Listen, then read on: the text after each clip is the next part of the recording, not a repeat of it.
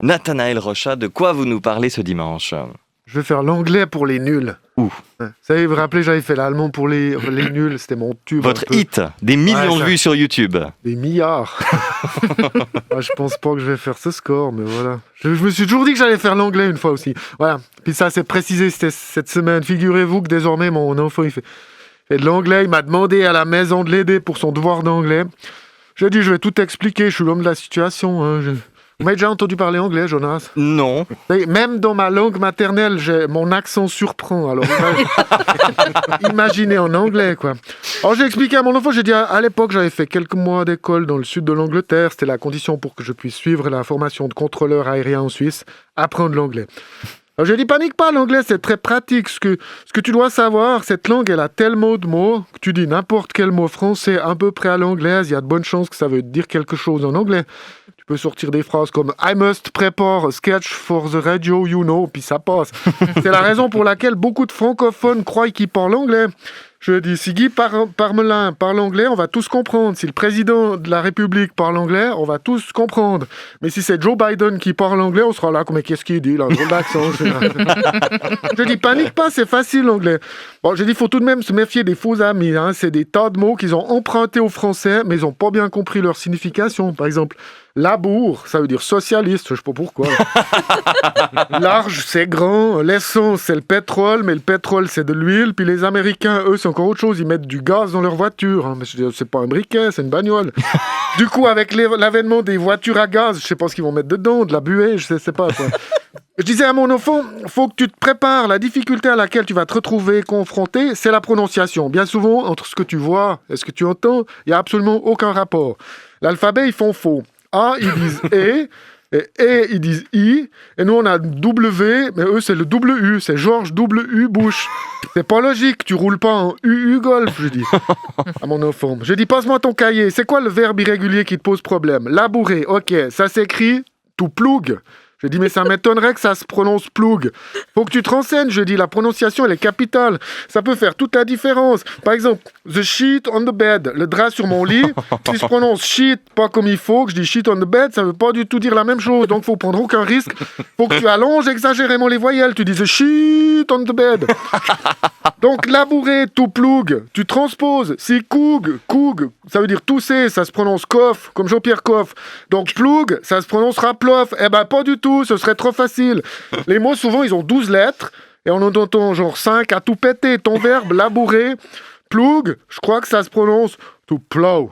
Voilà. L'erreur que tu fais, c'est de te dire, il y a toutes ces lettres, elles doivent servir à quelque chose. Non! Les 3 dernières servent à rien. Enfin, voilà. Donc, l'autre bonne nouvelle, c'est qu'ils n'ont pas des genres comme nous. On a, tu sais, ça fait que des histoires, le, la, les, der, di, das. Eux, c'est toujours le même article, the. Par contre, ils se sont dit, comme on n'a qu'un seul, on va quand même faire que ce soit impossible à prononcer. Donc, un anglais qui essaye de t'apprendre, il va dire the, mais il doit faire the. Il va dire non, the, ah, the. Non, c'est the. Voilà. C'est ce que je dis, the, non. Les verbes aussi, c'est plus simple, ils s'enquiquinent pas. Le verbe manger, tu manges, nous mange, vous mange. On dirait un enfant de 3 ans qui conjugue. Je lui ai dit, tu m'écoutes à mon fils? Je lui ai demandé, are you listening? Es-tu écoutant? Parce qu'ils se sont dit, on va mettre 2 présents. Quoi. Que fait Jonas dans la vie? Ou quoi est Jonas faisant? Il est présentant une émission radio. Voilà. Après, il y a get, parce qu'on peut dire get off, get in, get out, get on. Et puis même, rien que get off, ça a au moins déjà 12 sens différents, de sorte que le verbe get peut revêtir 1200 significations. Faut que tu sois prêt, je lui ai dit. Je dis, ils sont si bizarres avec leurs unités de mesure, je lui ai dit. Les poids, nous, on a des kilos. Eux, l'unité de poids, c'est le stone, le caillou. Tu te retrouves à faire des phrases très logiques comme « ce caillou pèse 3 cailloux ». C'est un gros caillou puisqu'il fait 3 cailloux. Ah, mon pied fait 4 pouces. C'est Tchernobyl, leur truc.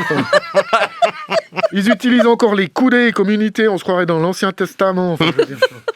Et alors, leurs injures, elles sont bizarres. Hein. Ils ont des injures, ils disent Jésus ou Christ ou Jésus-Christ. C'est ridicule. Mais pourquoi pas Bouddha. Enfin, ils ont bloody hell, enfer saignant. C'est ridicule. Pour dire l'heure, RAS, c'est assez classique. Ce qui est marrant, alors si vous avez l'occasion de dire 2h moins 2, c'est it's tout. Voilà. Trop bien.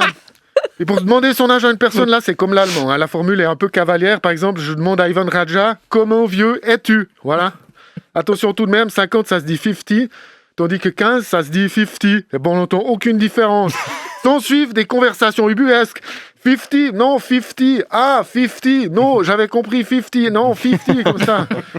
Après, il faut se fier au contexte. Hein. Si vous êtes en garde à vue en train de dire « Elle m'a dit qu'elle avait 70 ans », c'est important d'apprendre les langues. J'ai dit, j'ai grondé mon gamin pour finir. J'ai dit, concentre-toi. J'ai dit, il me dit, comment ça sert à rien d'apprendre le mot labourer. Je lui ai dit, comment ça, un jour quand tu seras plus grand, tu visites Londres, tu demandes ton chemin à quelqu'un et tu dis, vous prenez la première à droite après la personne en train de labourer. Hein. Comment tu vas te faire si t'as pas appris à te débrouiller? Et là, mon gamin, il m'a demandé, pourquoi t'es pas devenu contrôleur aérien? Thank you, Nathanaël Rochard. J'ai juste une mini question. Oui. Tu voulais vraiment faire contrôleur aérien? C'était une époque un peu... Hein, je me cherchais, disons. Ça fait un peu froid dans le dos, c'est juste.